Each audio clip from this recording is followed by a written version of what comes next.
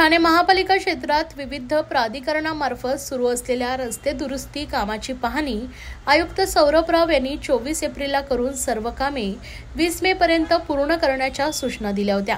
त्यानुसार संपूर्ण घोडबंदर रस्त्याची पाहणी गुरुवारी 22 मे रोजी आयुक्तांनी केली।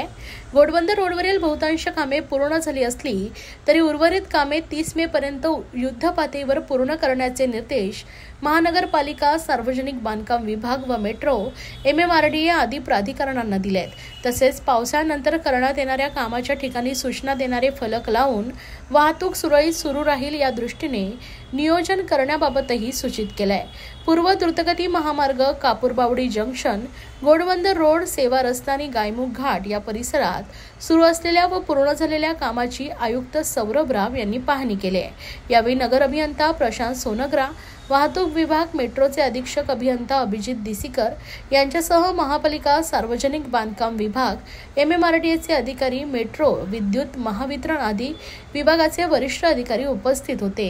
आता पावसाळ्याचा आगमन होणार आहे आणि त्याच्या अनुषंगाने घोडबंदर रोड जे ठाणे महानगरपालिका क्षेत्रामध्ये सर्वात महत्त्वपूर्ण रस्ता आहे, इथे पावसाळ्याच्या दरम्यान नागरिकांना अडचण नाही आली पाहिजे, वाहतूक कोंडी नाही झाली पाहिजे, वाहतूक सुरळीत असला पाहिजे, सुरक्षित असला पाहिजे, याच्या अनुषंगाने आपण सतत पाहणी करत आहोत। मागचे महिने हे आपला व्हिजिट इथे झाला होता आणि आजही MMRDA, metro, PWD, traffic police, Thane महानगरपालिकाची सर्व यंत्रणा याच्याबरोबर आपण एक इंच जागेची पाहणी केली आहे।